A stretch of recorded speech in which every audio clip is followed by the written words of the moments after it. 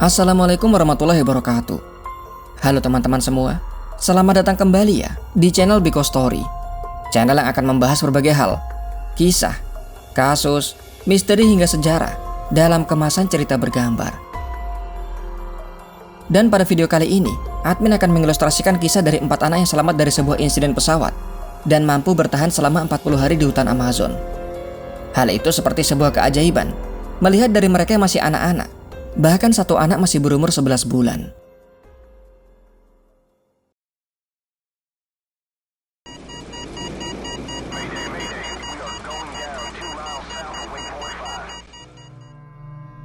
Terdengar suara dari pilot Hernan Murcia di radio kontrol lalu lintas udara Kolombia. Sang pilot menginformasikan jika motornya rusak dan membutuhkan tempat untuk mendarat darurat. Komunikasi masih terjalin ketika pilot terus mengamati hutan yang luas, mencari tempat yang bisa digunakan untuk mendarat. Diketahui pesawat yang dalam keadaan berbahaya tersebut adalah Cessna U206G stasioner. Di dalam pesawat tersebut terdapat pilot dan kopilot, serta penumpang bernama Magdalena Mussote Valencia, berumur 34 tahun. Ia memiliki 4 orang anak yang juga ikut dalam penerbangan tersebut, sehingga total ada 7 orang dalam pesawat. Kembali ke keadaan darurat yang kini dialami, sang pilot Murcia mengatakan jika ada sungai di sebelah kanan, ia akan berusaha untuk mendarat di atas sungai tersebut. Namun nampaknya semua tak berjalan sesuai rencana. Pesawat menukik terlalu cepat sebelum mencapai tubuh air dan meluncur dengan keras ke arah pepohonan. Pesawat itu pecah dengan hidung menghujam ke arah tanah, menyisakan hanya bagian tengah pesawat hingga bagian ekor. Tentunya dalam keadaan tersebut, pilot dan kopilot yang ada di depan langsung tewas di tempat kejadian. Dari percakapan terakhir sebelum pesawat jatuh, menara kontrol memang sudah berasumsi bahwa pesawat nampaknya tak sampai ke badan sungai. Apapun yang terjadi, yang pasti petugas dikerahkan untuk melakukan penyisiran. Berita ini pun dengan cepat berkembang, yang akhirnya diketahui pesawat tersebut adalah milik perusahaan Avialine Charters yang melakukan penerbangan pada 1 Mei 2023. Mereka meninggalkan kawasan hutan yang dikenal dengan nama Ararat Chuara di kawasan Amazonas, menuju ke San Jose del Guaviare, salah satu daerah utama di Amazon, Kolombia. Kepergian Magdalena Mussote tersebut ternyata adalah untuk ke tempat suaminya. Hal itu dilakukan setelah mereka menerima ancaman dari pemberontak. Sedikit informasi mengenai pemberontakan. Wilayah Ararat Chuara memang memiliki pangkalan militer, namun hampir sepenuhnya kawasan itu dikuasai oleh pemberontak yang menamai dirinya dengan nama Revolutionary Armed Force of Colombia atau disingkat dengan FARC. Kepergian Mussote beserta 4 anaknya adalah karena menerima ancaman dari pemberontak ini. Kembali kepada pencarian jatuhnya pesawat. Meski ada perkiraan di mana pesawat itu jatuh, namun mencari pesawat di salah satu cekungan hutan Amazon dikatakan oleh militer seperti mencari jarum dalam jerami.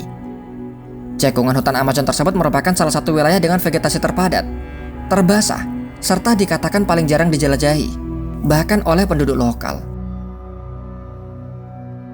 Wilayah tersebut terletak di antara sungai Caqueta dan Apapores di Kolombia Selatan. Hal yang bisa digambarkan dari wilayah itu adalah lembab dan basah kuyup.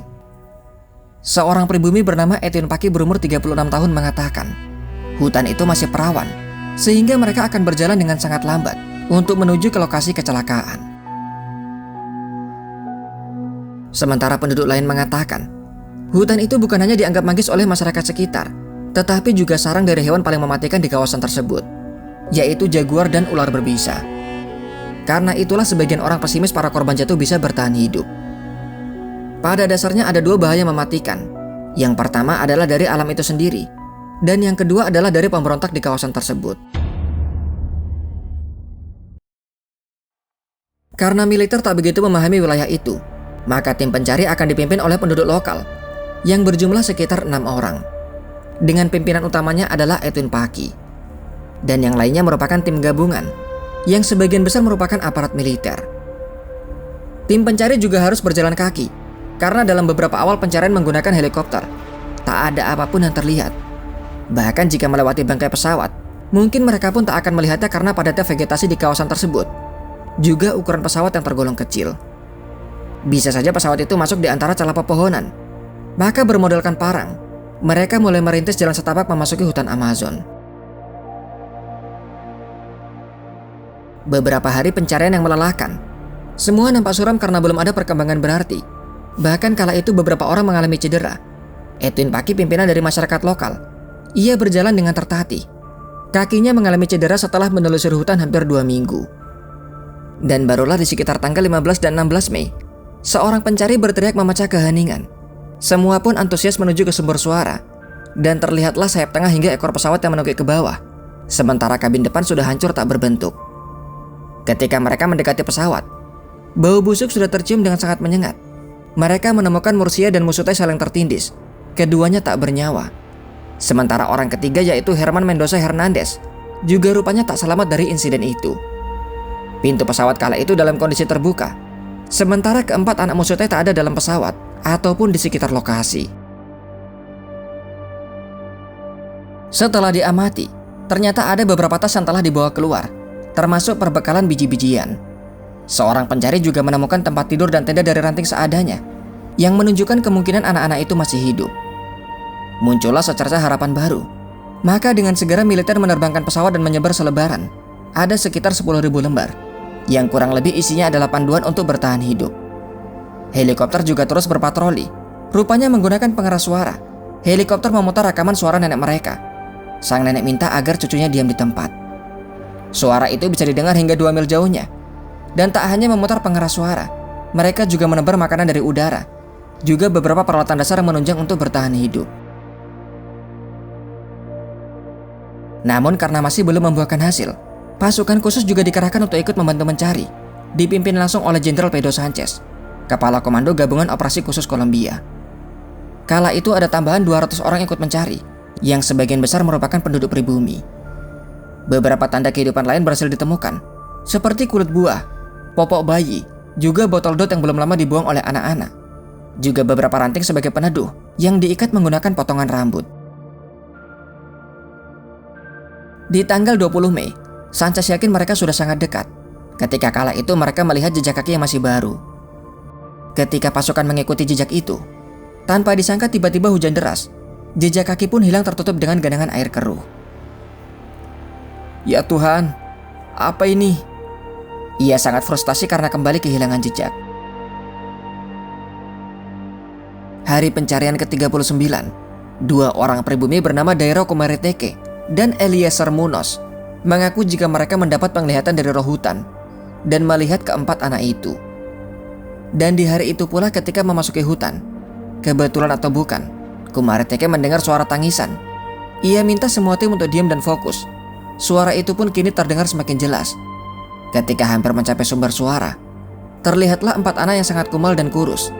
Seorang yang tertua bernama Leslie menggendong adiknya yang masih bayi. Kami teman, ucap seorang petugas agar mereka tak ketakutan. Dan di saat itulah Leslie menghampiri sambil mengatakan jika ibunya sudah meninggal dunia. Petugas lain menenangkan mereka dan mengatakan mereka akan diantarkan ke sang nenek, karena nenek mereka juga terus mencari. Penemuan tersebut langsung menggemparkan media massa. Sebuah keajaiban 4 anak bisa selamat dari hutan Amazon setelah bertahan selama 40 hari. Perlu diketahui seorang dari mereka masih berumur 11 bulan. Lebih jelasnya, yang tertua adalah Leslie berumur 13 tahun, Solaini berumur 9 tahun, Tian 5 tahun, dan yang terakhir adalah Christine yang baru berumur 11 bulan. Selanjutnya mereka dibawa ke rumah sakit militer di Bogota. Sulit dipercaya mereka bisa bertahan dan selamat. Namun jika melihat dari didikan sang ibu kepada anak-anaknya, hal itu sangat dimungkinkan. Leslie, sang kakak tertua berumur 13 tahun, merupakan anak dari suku adat Huitoto. Ia diajari bagaimana cara untuk berburu, memancing, dan yang terpenting adalah mengumpulkan tanaman dari hutan yang bisa dimakan. Dari situlah ia paham betul buah mana yang bisa dimakan. Juga paham air adalah sumber utama kehidupan. Di wilayah Tenggara Kolombia, rata-rata anak-anak juga diasuh oleh nenek mereka. Mereka diajarkan pengetahuan leluhur mereka, yang pada dasarnya adalah cara untuk bertahan hidup. Leslie juga dipaksa menjadi dewasa meski masih anak-anak. Ia harus merawat semua adiknya ketika sang ibu bekerja. Hampir tak ada waktu untuk ia bermain seperti anak lain. Bukan hanya itu, ia pula yang lebih sering mengurus rumah, bahkan memasak untuk keluarga. Hal inilah yang diyakini ia mampu bertahan di bawah tekanan yang sangat luar biasa. Kembali ke hari di mana insiden terjadi. Sebenarnya kala itu sang ibu masih hidup meski terluka parah. Sang ibu maksudnya masih bertahan selama 4 hari. Dan menjelang hari-hari akhirnya, ia memohon kepada sang anak untuk meninggalkannya dan pergi untuk mencari bantuan. Setelah sang ibu tak bergerak, Leslie mengetahui sang ibu sudah meninggal. Ia pun menarik adik-adiknya yang kala itu masih terus memeluk ibunya, memeriksa luka di kepala adiknya, dan kemudian mengumpulkan semua makanan, termasuk barang yang sekiranya bisa digunakan. Ditemukanlah beberapa kantong tepung dan juga biji-bijian, botol minum, botol dot, terpal kecil juga handuk, dan juga pernak-pernik kecil lain yang sekiranya bisa menunjang. Leslie awalnya sangat takut. Mereka seolah sangat kecil di bawah kanopi hutan. Apalagi hutan itu selalu gelap. Namun bagaimanapun mereka harus pergi untuk bisa bertahan hidup.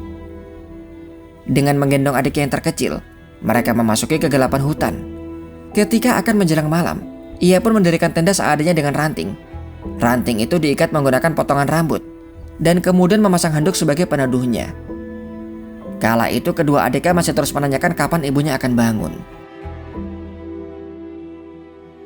Dan dalam beberapa hari berikutnya, keempatnya terus bertahan dengan mendekati sungai untuk mendapat air. Selama mereka berjalan, Leslie mengikat ranting dan daun di atas kepala, karena hujan kerap turun di wilayah tersebut. Entah di hari keberapa, Leslie mendengar suara neneknya. Ia mengira itu adalah suara peri. Namun ia takut mendekati suara itu. Ia takut dimarahi karena meninggalkan pesawat. Suara itu sebenarnya berasal dari helikopter yang memutar rekaman neneknya menggunakan pengeras suara.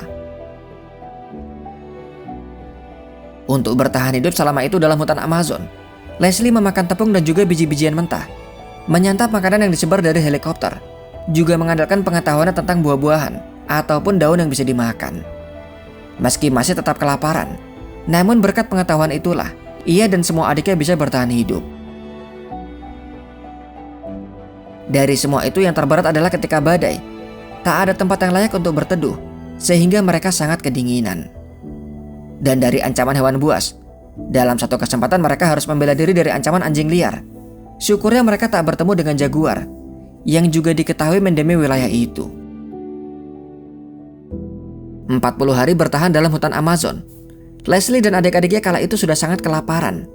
Tepat ketika itulah mereka ditemukan oleh para tentara dan juga warga. Leslie berlari menghampiri mereka, mengatakan jika ibunya sudah meninggal dunia.